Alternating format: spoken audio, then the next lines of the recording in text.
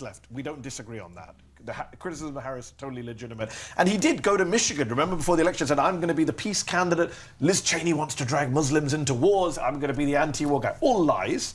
My problem is, you can say the Democrats left a space without ever accepting the idea that he's some kind of peace guy or anti-war guy. When you say Trump's peace efforts, that implies there's some good faith to it, that they're real. I mean, that ceasefire was fake from the get-go. It was just for the inauguration. He was never going to restrain Netanyahu. We're talking to each other on a day that Netanyahu's been welcomed to D.C. with a red carpet. So he kind of did fool a lot of people who thought, oh, maybe he'll be less hawkish than Harris and Biden, and here we are, what is it, 200 children killed in 24 hours? I'm trying to remember exactly the article, but what I'm talking about there is what he was saying about Ukraine and other places. And Gaza. And Gaza as well. Did you believe that was a real ceasefire? I believe, well, let me tell you one thing.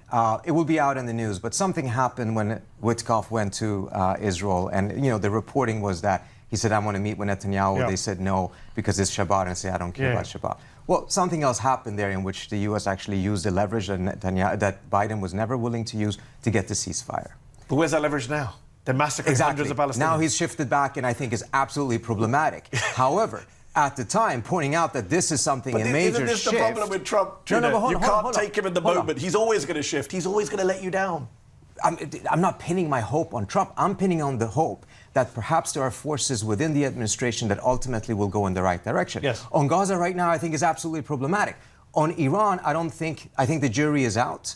I think there's an opportunity. And I think, and I said this on your show, I don't know if it was on the show or whether we were talking afterwards, that the difference between between Biden, Harris, and Trump would be that the gambit with Trump would be overwhelming. It could go from full-scale war to a deal.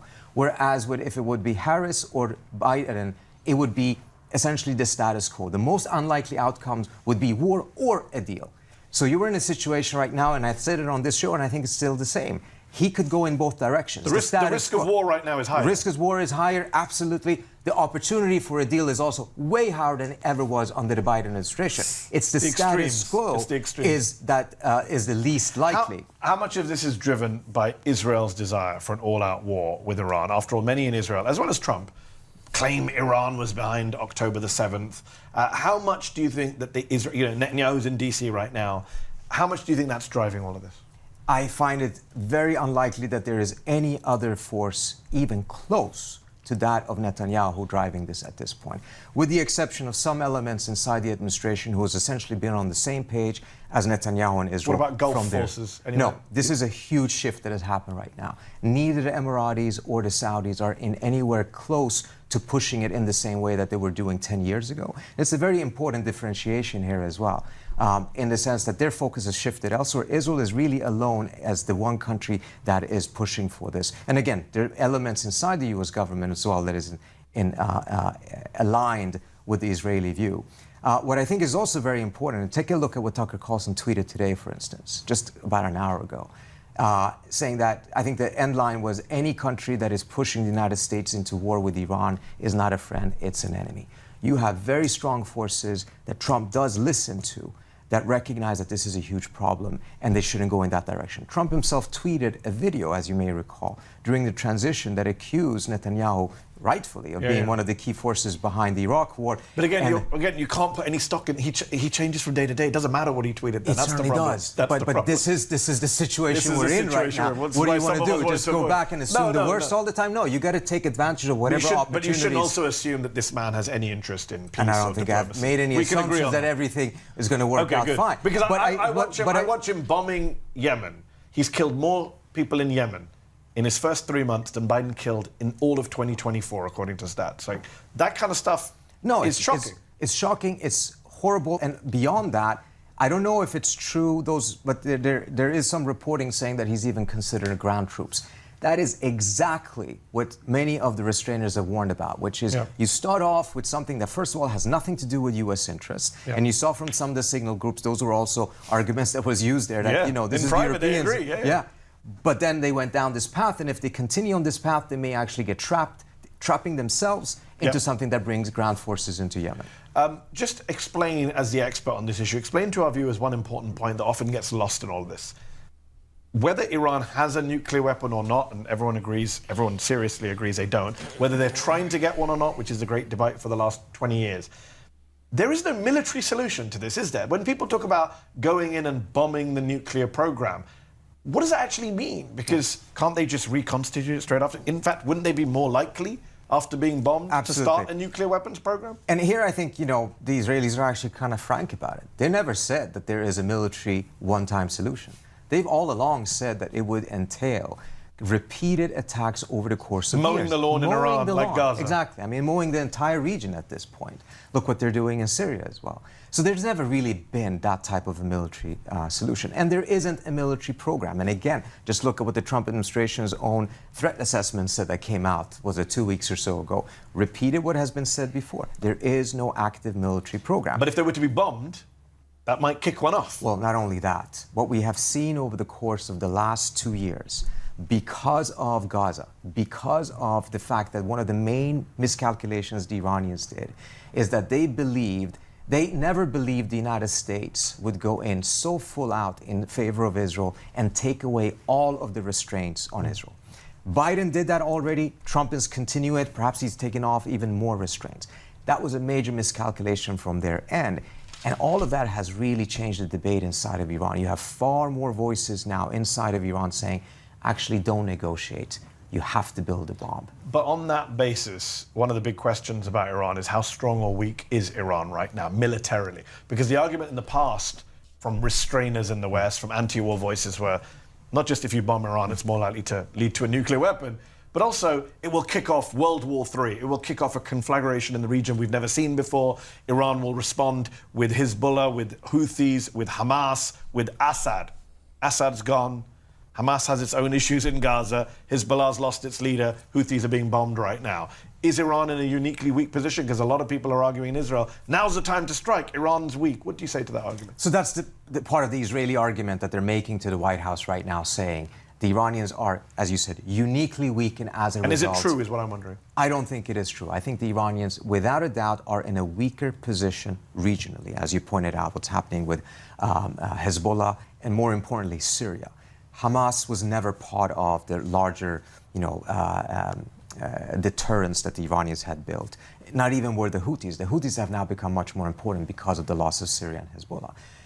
But on the nuclear front, they are way ahead than they were in 2015. They're way ahead when Trump first came into office back in 2016. In fact, they're way ahead because Trump pulled out of the nuclear deal.